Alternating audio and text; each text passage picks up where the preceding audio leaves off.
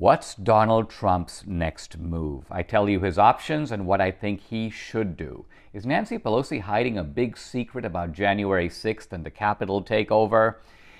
This is the Dinesh D'Souza podcast. Hey guys, I'm in the bunker again today, my home and my study. We're still snowed in Texas, global cooling, I call it. It's going to be a really fun show. I hope you're enjoying this podcast. Hey, listen, please hit the subscribe button, whether it's on Apple or YouTube or Rumble, and also share the podcast with your friends. Help me get the word out. It's going to be a good one coming right up. You know, for most of my life, I thought a pillow was a pillow was a pillow. What's so special about a pillow? Then I discovered MyPillow, Mike Lindell's amazing pillows. And he taught me that a pillow, like a phone or a watch or a car, can be a work of art. For a limited time, Mike Lindell, CEO of MyPillow, is offering his premium MyPillows for the lowest price ever. You can get a queen-size premium MyPillow for $29.98. It's normally $69.98, so that's $40 off. The King pillows are only $5 more. This lowest price ever is being extended, Mike's 60-day money-back guarantee, into March. So go to mypillow.com and use the promo code Dinesh. You can get deep discounts on all of Mike's products. He's got more than 100 products, including the Giza Dream bed sheets, the MyPillow mattress topper, and MyPillow towel sets. Call 800-876-0227 or just go to mypillow.com and use promo code Dinesh.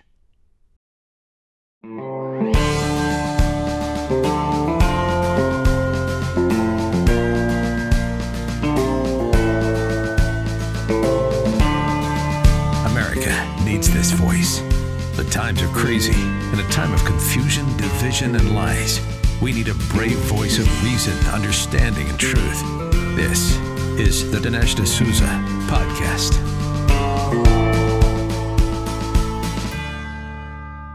Is Nancy Pelosi keeping a deep, dark secret about her role in the events of January 6th? One of the strangest things about what happened that day was the simple sight of streams of people moseying into the Capitol with token, but in some cases, no resistance whatsoever. People are moving barriers. Policemen, when they're around, are stepping aside. This is extremely strange. Under normal circumstances, if you or I go to the White House or the Capitol, we can't get in. There's all kinds of people to block us. There's all kinds of security. There are metal detectors. So the unobstructed ease of access of all these people, of a crowd of people to get into the Capitol is a mystery. Now, as we learn information about all this, we discover that Trump offered 10,000 National Guard troops to protect the Capitol. This offer was declined. We also find out that Steve Sund, the U.S. Capitol Police Chief, called for National Guard backup 2 days before January 6th. His offer was declined, and declined by whom? Declined by the Sergeant of Arms working in cohorts in consultation with Nancy Pelosi's office. It's kind of an odd fact, but apparently the Capitol Police are under the control of the Congress, in other words, of the Speaker of the House, not under the control of the White House or of Trump. So Nancy Pelosi is involved in this. And so she, in a sense, says no to added security. Muriel Bowser, the mayor of D.C., says no to added security. They're kind of emphatic on this point. Now, the Sergeant of Arms gives the only reason I've seen given at all for this strange behavior. It's strange because, let's remember, we know that there was a large crowd of people and kind of an angry crowd coming to D.C. Trump, during the impeachment proceedings, was faulted. You should have foreseen that there was going to be trouble. Well, if Trump could have and should have foreseen it, certainly the same information was available to Nancy Pelosi. She could have and should have foreseen it. So they knew there was a lot of people coming to town, and yet they declined security. Supposedly this was, according to the Sergeant of Arms, due to, quote, the optics. They didn't want to make it look weird by having all these guards present. Now, this explanation to me makes absolutely no sense. Because first of all, when there is a real threat, you need security. The optics don't really matter. And we know this because for Biden's inauguration, after January 6th, They didn't worry about the optics. There was huge security all over D.C. Massive walls, military troops, guns. So the left is not reluctant to make a show of force when they need to. There clearly is something else afoot. And of course, there's a dark possibility which suggests itself automatically almost. And that is, did Nancy Pelosi know and reasonably expect that there would be trouble? But she cunningly realized that if there was trouble, she could pin the blame of it on Trump. Now, this begins to make a lot more sense because we know the Democrats have a kind of operating principle, never let a crisis go to waste. And you can just add a corollary to that. What if you can actually foresee and perhaps even do your little part to foment the crisis? In other words, don't take the reasonable steps that would prevent the crisis from getting out of hand. Why? Because then you can exploit it politically. Now, right after January 6th, what does Nancy Pelosi do? She fires the Sergeant of Arms. She fires the Capitol Police Chief Sund. She replaces him with another guy. And very interestingly, the police union, the union that actually represents the Capitol Police, took a vote. And 92% of them have voted no confidence in this, quote, new leadership. In other words, in this guy, Yogananda Pittman, Nancy Pelosi's man, that she stuck in there. The Capitol Police are basically saying, we don't think this guy is any good. He's a continuation of the failed leadership that has characterized the Capitol Police in the past. Now, Nancy Pelosi accused Steve Sund, the Capitol Police Chief, the guy she fired, of, he hasn't called us since this happened. He hasn't briefed us. Well, Steve Sund points out that he briefed Pelosi twice on January 6th. So Nancy Pelosi is not being truthful about the events of January 6th. She wants a 9/11 style commission to look into Trump's responsibility. Hey, if we weren't successful in convicting him, let's see if we can get him through this 9/11 style commission.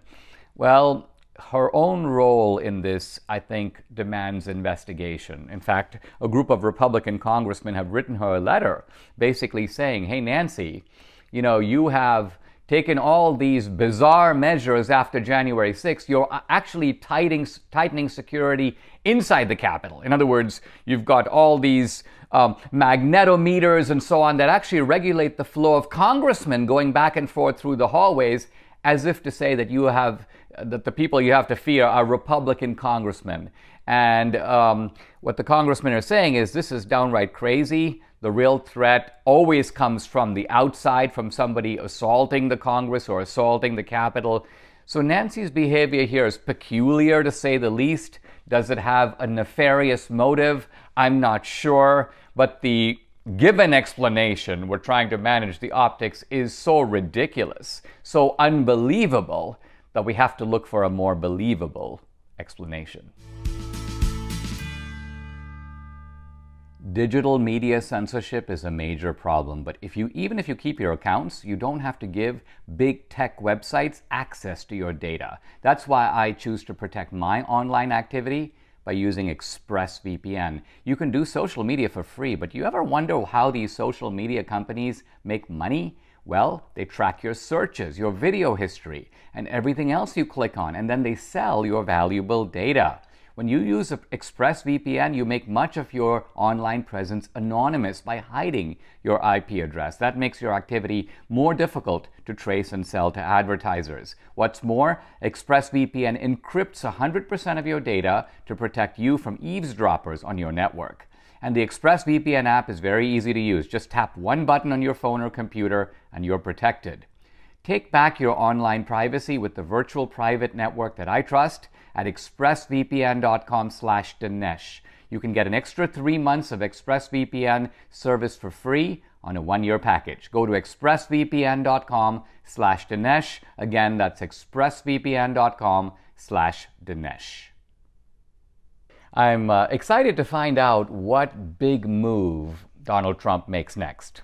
So here is Trump. He has taken this unbelievable savagery from the left, but he's beaten them. He's 2-0 in the whole impeachment process. Yeah, they've impeached him twice and they failed twice. That's also going to go down in history. 2 strikes and both times they didn't succeed. Now, It's important for Trump to figure out the right move next. And of course, lots of people are coming up with ideas, and I have my own, about what Trump should do in the short and the medium term.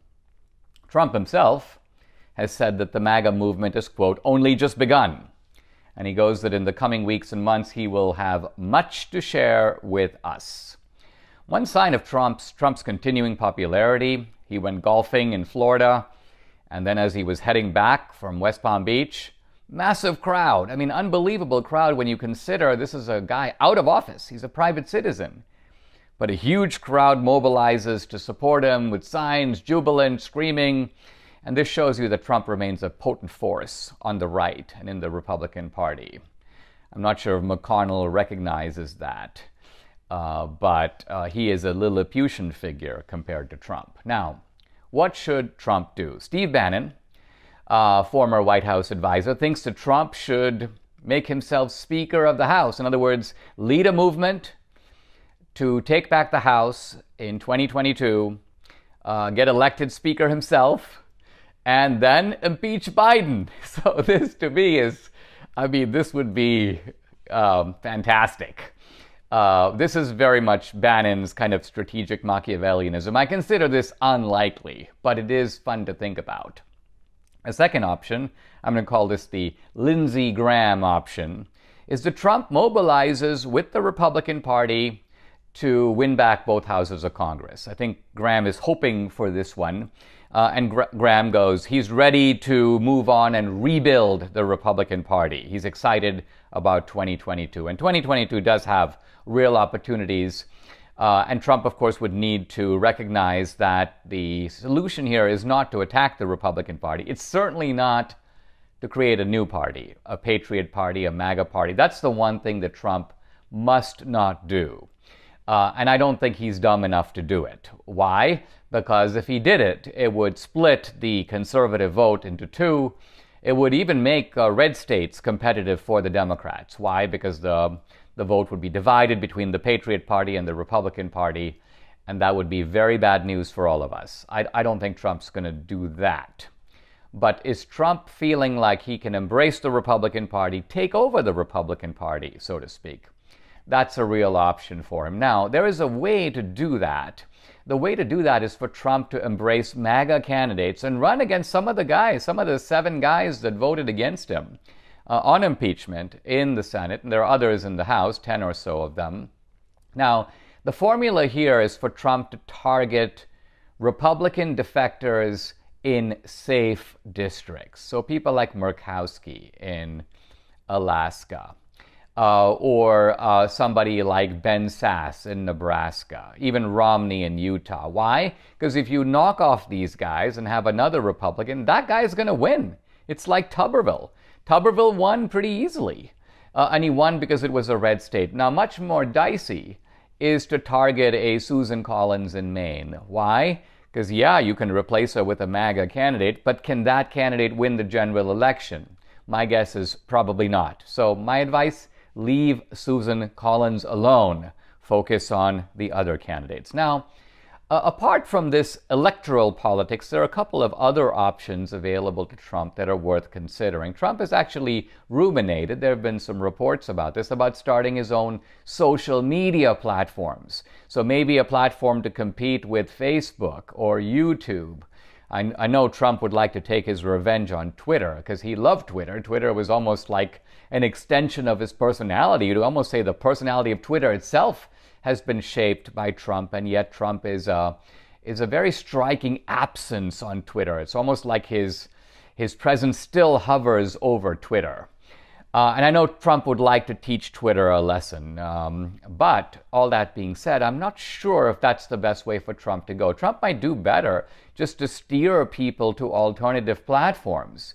Gab and CloutHub and Parler and Rumble and so many others that are popping up. Some better than others. Some of them, Parler is still making its way back.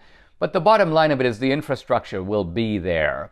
Trump doesn't need to necessarily build it from scratch. One idea I discussed with Trump myself, my family had a meeting with Trump in November of 19, and oddly enough, he asked me what he should do after the presidency. I obviously assumed it would be after 2 terms, but I suggested to Trump, I said, hey, Mr. President, you should start a network. And I had in mind not so much a kind of cable show, not talk radio on TV, but rather a kind of lifestyle network, more like CBS or ABC or NBC, a network that has stand-up comedy and movies and news and analysis and a show, let's say, parallel to The View and reality shows, the whole gamut. Trump is totally in a position to do that. He's got money, he's got the connections, he's got a massive following that would make up the customers, the viewers of that network. And this network would pay great dividends for our side. We sorely need it. We feel the absence of it. The other side can gang up on us because we don't have a megaphone as big as they do. This would be a megaphone probably bigger than anything they have. So I don't think that this option, the starting of a network, is inconsistent with Trump running again in 2024 or inconsistent with Trump working to elect Republicans. You could do one and the other. You can do the network now, build it out, have the Trump family sort of move into it, and Trump could then leave his options open for what he wants to do in 2022 or 2024. Bottom line, Trump has a wide vista of possibilities ahead. He remains a potent force, almost a force of nature in the Republican Party. Most Republicans' loyalty is to, I won't say necessarily just Trump the man, but what Trump represents, the Trumpian ideology, the Trumpian spirit. That is the future of the party, and I think it will also prove to be the future of the nation. Cybercrime is up 75%, and by far the most serious cybercrime to worry about is home title theft. The job of the criminals is kind of easy. The title documents to our homes are now online. The thief finds your home's title and forges your signature on a quitclaim deed stating you sold your home to him. Then he takes out loans on your home and leaves you in debt. You won't know until late payment or eviction notices arrive. Insurance doesn't cover you, and neither do common identity theft programs. That's why I protect my home with Home Title Lock. The instant Home Title Lock detects someone tampering with my home's title, they help shut it down. Go to HometitleLock.com and register your address to see if you're already a victim. Then use code RADIO to receive 30 free days of protection. That's code RADIO at HometitleLock.com. HometitleLock.com. The Biden administration is so used to sycophantic questions from the media, lapdog questions from the courtier press, questions that amount to little more than a sort of genuflection, that every now and then when they get a real question, I don't even mean a hostile question, just a genuine question, they always seem a little bit surprised. Now here is the White House's science advisor, the COVID advisor, Andy Slavitt, being asked on MSNBC a very simple question about the effect of lockdowns in California versus non-lockdown in Florida. Listen. Last states like Florida and California, California basically in lockdown, and their numbers aren't that different from Florida. Well, good morning, Stephanie. Look, there's so much of this virus that we think we understand, that we think we can predict, that's just a little bit beyond our explanation. So there you go. First of all, I want to sort of marvel at the preposterousness of this reply. He basically says, well, we don't know about this virus. I mean, the virus is kind of mysterious. And the implication is that, well, maybe the virus, just doesn't like California. Or maybe the virus likes California too much, so the virus goes to hang out in California. It likes the West Coast, better than the East Coast. And so maybe the reason the COVID numbers are up in California, notwithstanding the lockdowns, is the virus really likes the California climate. They don't like the Florida climate. Maybe they have to compete with too many mosquitoes in Florida.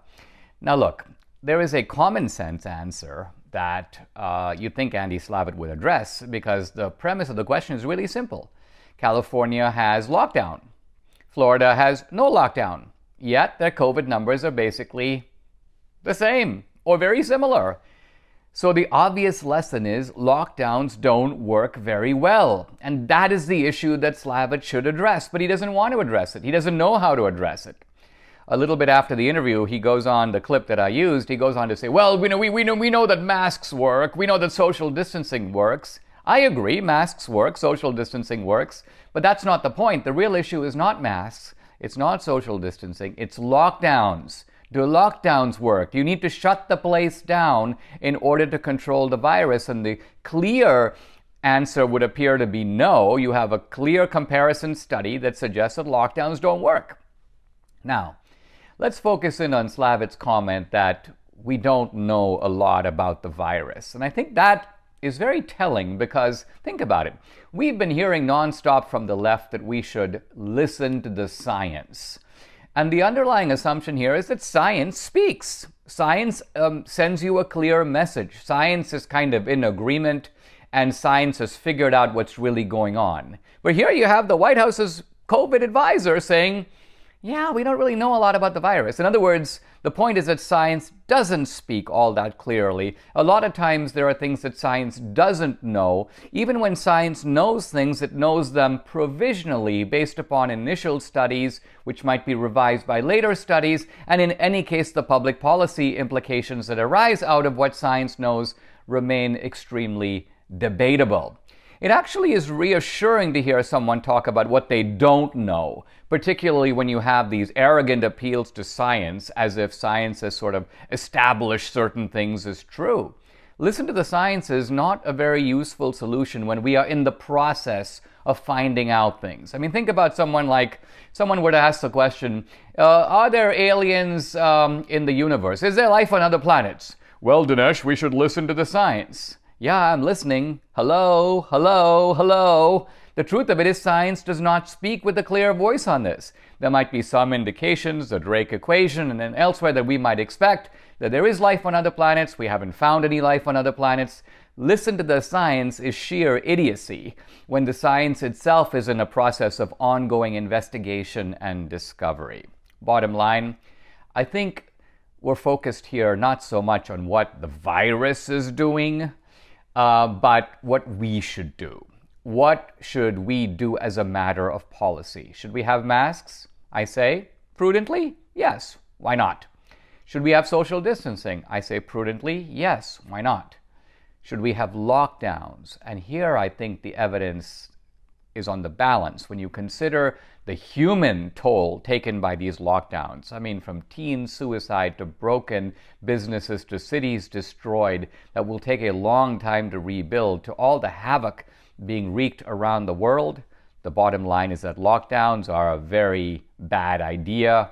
And let's listen for a moment to that message.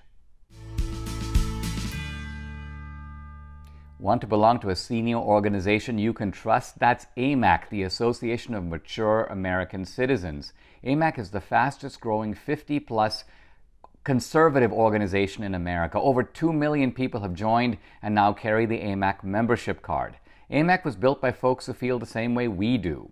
AMAC stands up for the values that have made America great: faith, family, and freedom.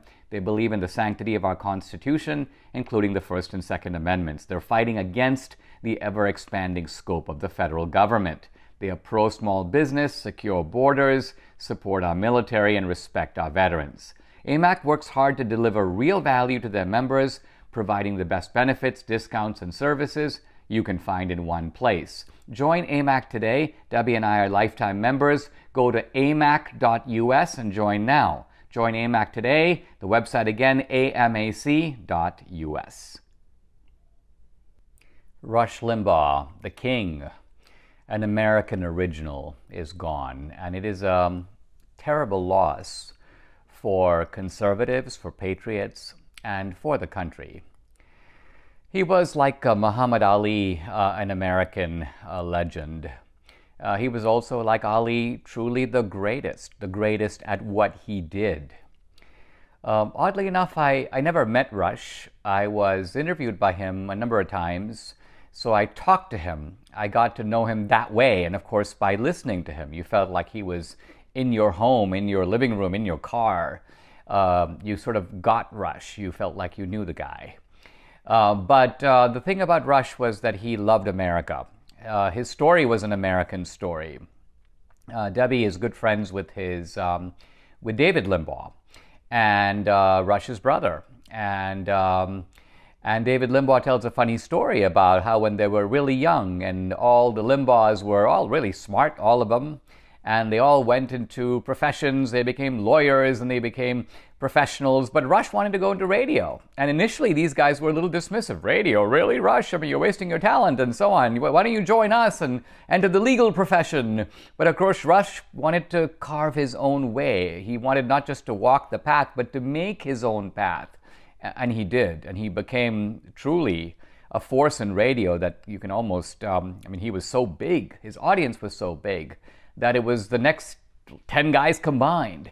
And people loved Rush because they felt that Rush taught them, Rush related to them, Rush spoke for them. Rush valued the American experience. I think when I think about why he was so successful, it's partly because he was an entertainer. He understood that radio and media is partly entertainment. Rush was funny. He made the show fun to listen to. He didn't have that kind of dour, complaining attitude. He complained plenty, but he also knew how to make a joke, and in the early days, he was so politically incorrect, he made you literally laugh out loud. I've had so many belly laughs with Rush or hearing Rush. The second thing about Rush was that he was a great listener, a very rare quality. Most people who are hosts don't listen. They feel like they know it all. And they almost ask a question with a sort of evident disinterest in what you have to say and your experience. But not just with people he interviewed. I always felt like when Rush was interviewing me, he wanted to know what I had to say. And he felt that he learned from it, and then he responded to that, and I learned from him. But this was true even of people who just called into the show, ordinary guys. I remember a guy calling in and talking about the Republican Party is, it's very tactical, but it's not strategic. And Rush immediately perked up. He goes, tactical, strategic. Well, what's the difference between those two? How do you see it? He genuinely wanted to hear. And he had genuinely interesting things to say in response. And I felt at the end of it, the caller learned something and Rush learned something and we all learned something. So this was really Rush. He created an experience dedicated toward making America better. He was a great champion of liberty, and he devoted his exceptional fire, his exceptional wit, his exceptional talent to the cause of freedom. I really can't give a higher tribute to someone than that. Ultimately, not just I, not just his listeners, not just the conservatives, but the whole country owes him a big debt of gratitude. Hey guys, Mike Lindell of MyPillow supported me when I needed him. He invested money in my movie Trump Card, both to make the movie and to help us get the message out. Watch this. What did you like about the movie? Was it more the message, or was it the way it was shown? Or I think you've even went beyond what I've seen in your other movies. It's just it's powerful because it's so entertaining and engaging, and you're getting educated at the same time. That's a rare thing to do. I think that's one of the things with your movies of what you've been able to balance is the amazing production value, the cinematography. It's just amazing. This is something I can be proud of, that I can just say, people, you got to watch this. So can we conclude by saying this is not a movie that will put you to sleep? You will not need my pillow. You will during this movie. This is probably the one movie you could be laying on my pillow and you're going to be so entertained you won't. Awesome. Thank you very much. He's a great guy. Now, it's Mike who needs us, and we need to support him. Mike is offering deep discounts on all his products, up to 60% off on 100 or more products. He's got the Giza Dream Sheets, he's got the mattress topper, he's got the blankets, he's got the towels, he's even got dog beds, an incredible array of products. So let's get on it, let's support Mike, let's stay warm. All Mike's products come with a 60-day money-back guarantee and deep discounts. Call 1-800-876-0227 or just go to mypillow.com. Don't forget to use promo code Dinesh. One of the striking things about Joe Scarborough, and I would even say this is true of Mika Brzezinski, is that they fancy themselves to be fair-minded. They might be on the left, they might be for the Democrats, but they look at themselves as providing a sort of balanced analysis and making necessary distinctions. Recently, Joe Scarborough was taking umbrage, sort of reacting against conservatives who say, hey, we keep hearing about the Capitol, we keep hearing about all this insurgency on January 6th. Well, what about the violence of Antifa? What about all the burnings and lootings that have been occurring on the other side? Well, Joe Scarborough thinks that this comparison is bogus. It misses the point. Joe feels he's really on top of it. Listen. I know there are idiots on other cable news channels that will say, well, this mom and pop store was vandalized during the summer riots, and that's just as bad as the United States Capitol being vandalized. No, actually, no, jackass, it's not. The Capitol of the United States of America is the center of American democracy. And while I am a fierce believer in people's right to defend their private property, I'm not going to confuse a taco stand with the United States Capitol. So there we go. There's Joe Scarborough saying essentially that there's no equivalence between January 6th and the culpability of the Trumpsters and the culpability of Antifa. Now, the weird thing is, I agree with him. I agree with him that there's no moral equivalence, but my reason for agreeing with him is because I think that the Antifa Black Lives Matter stuff is much worse. So I'm with you, Joe, on the fact that you can compare the two, but not for the reason you give. So let's start with you. Your reason is that there's no equivalence between a storming of the Capitol, a terrorist act, as you put it, and the burning of a taco stand.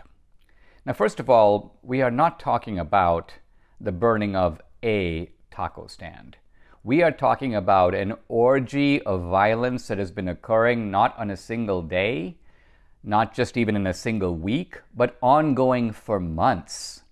And we're not just talking about taco stands. Sure, there have been innumerable, I don't even think you could count them, small businesses that have been burned. But there have also been people killed.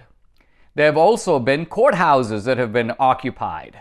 There have also been autonomous zones that have been set up. We're talking about massive protests and violence in Washington, D.C., the burning of St. John's Church right across from the White House. The whole church, the historic church, was in flames. This is where presidents stopped to on Sunday. We're talking about the protest, the violent protest outside the Supreme Court right after Kavanaugh. So this idea, false equivalence that Joe is creating between storming the Capitol and a taco stand, as if a single taco stand belonging to Jose was the sole target of Antifa and Black Lives Matter. No. Now, when you point this out to Joe, you might think he's a little chastened and he would go, yeah, okay, well, we're talking about when you add up all the violence on the other side, it dwarfs anything that was done on January 6th. But no, Joe digs in, and I want to read his defense. He goes, he's replying to someone who's responding to him. He goes, are you too stupid to understand the destruction of personal property is abhorrent, and at the same time realize that a terrorist attack against the U.S. Capitol is a greater threat to America? Is arson against a warehouse the same as 9/11? Now, this is such an intellectual scrambled egg that I have to sort of take it apart. First of all, I don't think that the attack on January 6th was a terrorist attack. It's obviously not in any way comparable to 9/11. So let's look at why that is so. I'm not even just talking about the simple fact that 3,000 people were killed by the terrorists on 9/11. And the number of people killed by the Trumpsters on January 6th was precisely 0.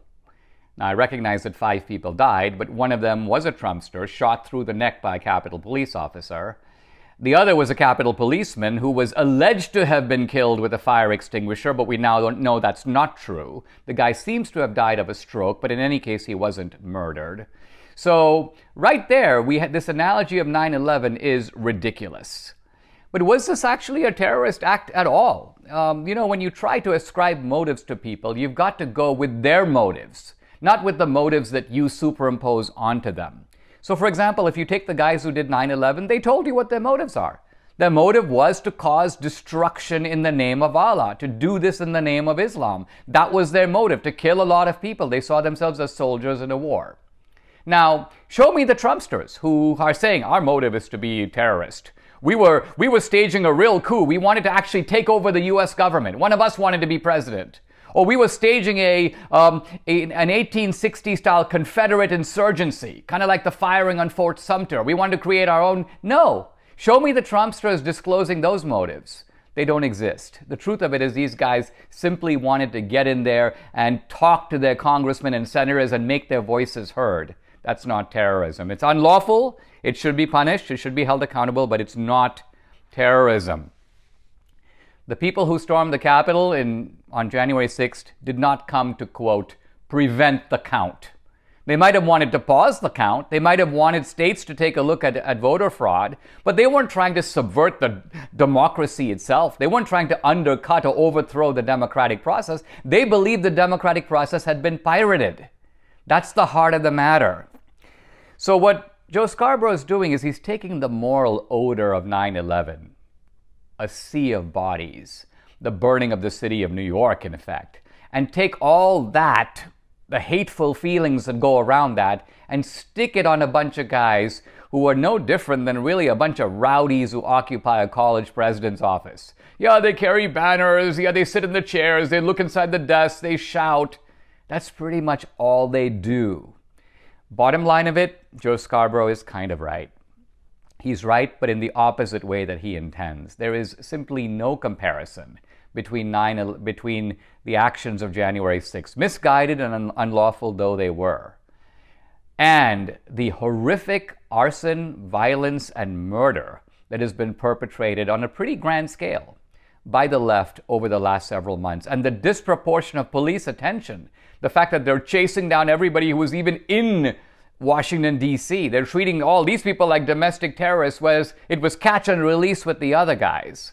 If you want to be outraged about something, Joe Scarborough, there is something to be outraged about. If you're thinking of replacing your carpets due to pet stains and odors, you must try Genesis 950. The reviews are amazing. This product actually works. With water, it breaks down the bonds of stains and odors so they are gone for good. Its antibacterial component removes pet odors from carpet and padding. It can be used in a carpet cleaning machine, and it's green, so it's safe for your family and pets. Genesis 950 is made in America. 1 gallon of industrial strength Genesis 950 makes up to 7 gallons of cleaner. But Genesis 950 is also great for bathrooms, for floors, upholstery, and grease stains. Debbie uses it to clean the entire kitchen. Consider Genesis 950 before purchasing new carpets. Genesis 950 has great customer service. Order 1 gallon direct at genesis950.com to receive a free spray bottle, free shipping, and a $10 coupon code using the code Dinesh. That's genesis950.com. The coupon is only available for a 1 gallon purchase. Genesis 950. It's much cheaper than replacing your carpets.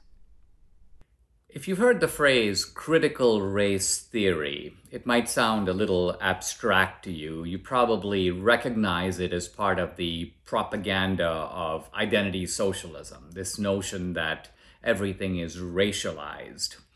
But it's interesting to have a little window into how critical race theory plays itself out on the ground, how it makes its way not just into the college curriculum, but also into schools. Now, a bunch of New York schools, influenced by critical race theory, have sent out a questionnaire to students and to their parents, and the questionnaire ultimately asks people to think about 8 different ways of being white. I'm not kidding. There are apparently 8 ways of being white. You've probably heard that there are like 64 genders these days. Well, these are 8 different ways of being white. And the author of this schema is apparently a Northwestern University African American Studies professor, a guy named Barnor Hess. I looked him up, and of course, when you look at his areas of specialty, I kind of want to read them to you because they're unintentionally comic. Post-structuralism and political theory, black political thought, modernity and coloniality, blackness and affect, race and governmentality, conceptual methodologies, and post-colonial studies. Yeah, in short, the guy's a complete ignoramus. but he's an ignoramus who wants to seem intelligent, so he throws in words like governmentality. Guys, you may have heard of government. My specialty happens to be governmentality. You might have heard of colonialism, but have you heard of post-colonial studies, my friend? That's my area of knowledge. Well, let's turn to the 8 ways of being white, because, again, this stuff should be on Saturday Night Live, but it is, alas, in our classroom with an air of solemn gravity that goes with it. Well, the first category, pretty recognizable. We've heard a lot about it. White supremacist. Values white superiority. The second is white voyeurism. Now, a voyeur is a kind of a peeping Tom. So the idea here is that it's a person apparently who won't challenge a white supremacist, desires non-whiteness because it's interesting and pleasurable. Fascination with culture, including black culture. So this is apparently a white voyeur. Then there's white privilege. You may critique supremacy, but nevertheless, you're invested in whiteness. Whiteness kind of pays off for you. There's also something very similar called white benefit. Sympathetic to a set of issues, but only privately. Won't speak in solidarity with black activists because you're benefiting from whiteness in some way. There's white confessional, which is you're a white guy, but you're constantly confessing your whiteness. It's kind of like you're constantly apologizing and seeking a sort of absolution for being white. There's white critical, which is to say, taking on board critiques of whiteness. There's a white traitor. You're a traitor to your own race. You're kind of a betrayer of whiteness. You identify more with blackness, perhaps, than whiteness. And finally, there's a white abolitionist. You actually want to abolish whiteness itself. I think what is so ironic about all this is that ultimately, you now have these guys in the name of black activism or in the name of liberation becoming just as racialist as the worst segregationist or slave owner. This whole notion of seeing people through the prism of color is a product of racism itself. And far from moving away from it, far from getting rid of race, far from recognizing race as the painted face, it's like talking about people as if their intellectual and moral qualities depend on the slope of their head or the size of their eyebrows or whether they're tall and short. Nothing could be more nonsensical. The abolitionist and runaway slave Frederick Douglass said about race, let the sun be proud of its achievement. In other words, this has nothing to do with your worth or mine. Who the heck cares? Well, apparently Barnor Hess cares and the New York school system cares. And ultimately what they're doing is they're perpetuating race thinking. They're perpetuating the one-drop rule. They're perpetuating this idea that we are defined by our skin color. This is kind of why all these people secretly, they won't say it out loud, don't like Martin Luther King. They don't like the colorblind ideal. They don't like the idea of judging people on their merits or by the content of their character. Part of the reason for this is that they are invested so heavily in race thinking. But the other thing is that deep down, all these people realize that they have very little to contribute. Their own intellectual achievements are minimal, if not negligible. And they all recognize that if it was truly the case that racism were to disappear overnight, if it was truly the case that race thinking disappeared overnight, all these dudes would be out of a job. Today we're in a battle for truth, and I'd like to recommend an insightful book to you called Reflections on the Existence of God by Richard Simmons III. He writes on a whole bunch of topics: life, death, sex, truth. Reflections on the Existence of God is a series of short essays that tackles the biggest question of all: does God exist? The book is well researched, easy to read, and is now a bestseller on Amazon. Former White House aide Wallace Henley says, I've taught apologetics for many years. Of all the books I've read on apologetics, Simmons is the very best one. If you want to challenge yourself, I encourage you right now to get your copy of Reflections on the Existence of God by Richard Simmons III.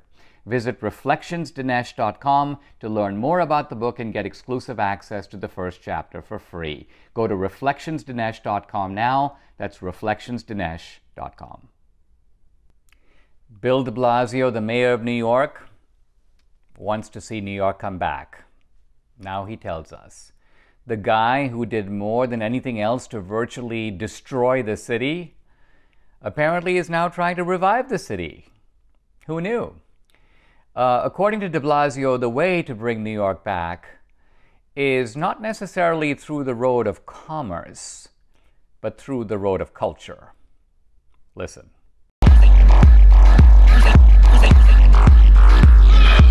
We need a recovery that brings back the life and the heart and the energy of this city, and that everyone gets to be a part of. And we're going to do that. We're going to really bring back the heart and soul of New York City. We need our arts and culture back, and we need people to see it and feel it, to participate in it, to know that that essence of New York City has not been defeated by the coronavirus, but will come back strong in 2021.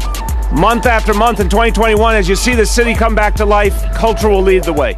So there you go. You got the break dancers, you got the street musicians, and there's de Blasio going, yeah, I think it's time we got back.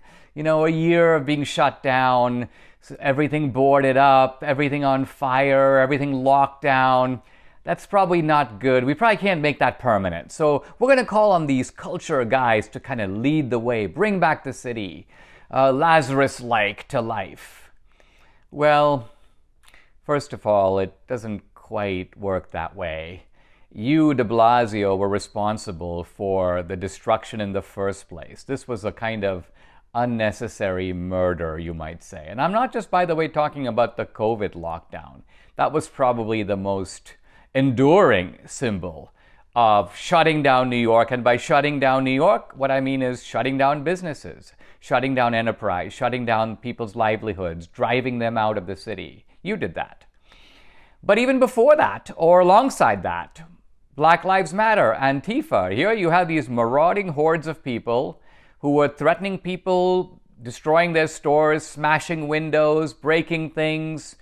That was separate from COVID. You boarded up the city. You got it shut down. Why? Because you were essentially tolerant of a kind of crime epidemic that not only you allowed, you encouraged. You were behind the rioters, if not, in a sense, one of them. So for you now to call for New York to come back is a little bit pathetic. It's a little hypocritical. It's a little crazy. Second, a city is driven by commerce. Now, cities do have two notable features. They have commerce and they have culture.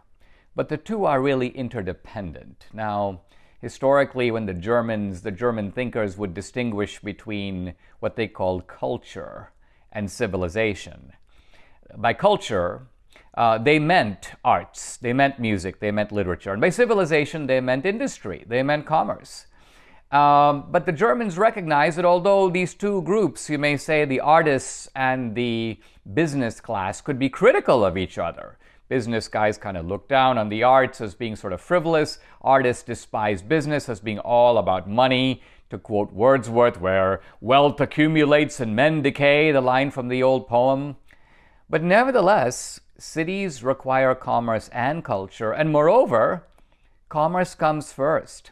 Why? Because without commerce, you can't have culture. You certainly can't have high culture. And this goes back to the Middle Ages. Just think about the great Michelangelo needed wealthy patrons. So did Shakespeare. You can't have Broadway without people buying $100 or $200 tickets to go see Hamilton. So commerce drives culture. And de Blasio doesn't seem to understand that. He likes culture, evidently, but he hates commerce. He wants confiscatory taxation. He wants to destroy the wealth base of New York City through economic confiscation. Here's a little clip of de Blasio talking about money in New York and coming to a really remarkable conclusion. Listen.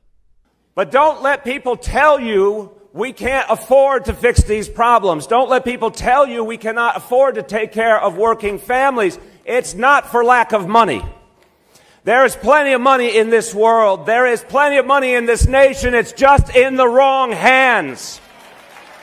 Now, look at this guy. There's lots of money around. It's just in the wrong hands. Well, first of all, who gets to say? De Blasio? Is de Blasio the allocator of who gets money in the world? Is he the world's dictator? Just say, you have too much. I don't think that what you created is really worth $17 million. The whole notion that you can have a central authority, a pompous ass like de Blasio, rationing the wealth of the world. I mean, this is some kind of deranged fantasy in the guy's head. but it's not the way commerce works. It's not the way civilization is created. It's not the way cities flourish. It's not the way art is created. The bottom line of it is, if you destroy the commercial base of a city, along with it goes everything else, the people, the businesses, but in the end, the art, the culture, that goes too. Do you think there's a coincidence between Biden signing all these executive orders in his first weeks in office and the price of silver skyrocketing? No, no coincidence. Savvy investors know that precious metals are a hedge against inflation and government stupidity. And Birch Gold Group is not only your headquarters for gold, but silver too. If you want to purchase physical gold or silver drop shipped straight to your door, or help converting an IRA or eligible 401k into an IRA backed by gold and silver, Birch Gold Group is your solution. They are the premier precious metals IRA company in America with an A+ Better Business Bureau rating, countless 5-star reviews, and thousands of satisfied customers. And guess what? I'm one of them. There's a tidal wave of inflation coming. Gold and silver are your hedge. Text Dinesh to 484848 for your free information kit on a precious metals IRA, or to speak with a Birch Gold representative today. Time is running out, but you can protect your savings now. Text Dinesh to 484848. On an earlier episode of this podcast, I talked about poor Greta Thunberg, the climate activist, the Scandinavian young girl who has been very outspoken about the climate, but was sort of busted in a strange way, because it turns out that all these groups, these political groups, left-wing activist groups around the world, feed her tweets, and she simply replicates them. She pushes them out. And the reason we know this, and I reported on this earlier, was that Greta foolishly or mistakenly not only tweeted out her own tweet, but tweeted out the tweet that was sent to her. And in doing so, she revealed the identity of the people sending her the tweets, in this case, a sort of left-wing activist group, not just in India, but also in Canada. These are people who are collaborating together to push out a message in favor of farm strikes in India. Now, my point here is not to take sides in this farm strike controversy. In fact, I don't know enough about it. Basically, the Indian government has told the farmers, you go ahead and grow stuff, and we'll pay you a certain price for your products, and this will streamline the whole supply chain. And the farmers are very angry because they want to be able to sell at market prices. So my natural instinct is actually to be on the side of the farmers. But I don't know enough about it. I mean, in fact, very often people ask me about things in Indian politics, and since I left India when I was 17, I've been a very distant spectator of what's happening in India. I have close ties to my family. I go to India. Debbie and I go typically every couple of years. So we know India, but we don't know the situation in the country at large. So my point here is not to comment on the farm strike, but it is to look at this episode because it's a real window into the existence of an international left and how it operates. Now, interestingly, there is no international right. There's no coordination that I am aware of between conservatives, say, in America, conservatives in South America, in Europe, in Australia, in India, nothing like that. The conservatives in America focus on America. But the left is an international organism. And what you see here is that Greta Thunberg very consciously sees herself as part of that international left. So, apparently, Greta was being fed material on the farm strike. Now, the thing to notice, by the way, is that this farm strike has nothing to do with the climate. So, even though Greta Thunberg is a climate activist, from the point of view of the international left, she's just useful to their cause. She's sort of their ventriloquist doll. They feed her stuff and she repeats it. And they can count on her to do that. And they're in cohorts with each other. So in this case, we're talking about a young woman named Disha Devi who is feeding Greta all this material. Now, Disha Devi is in India. She's a young woman in her 20s. She's a Bengaluru-based climate activist herself, but clearly in this case, talking about farm strikes. The funny thing is we now have the back and forth between her and Greta Thunberg that is highly revealing. Because what she does is she feeds Greta this stuff, and then she realizes, not Greta, but she does, that Greta has outed her. Greta has actually posted Disha Devi's, the fact that she got it from her. And so Disha Devi basically goes, stop, stop. Greta goes, this is really blowing up, meaning it's going viral. And then Disha begins to curse.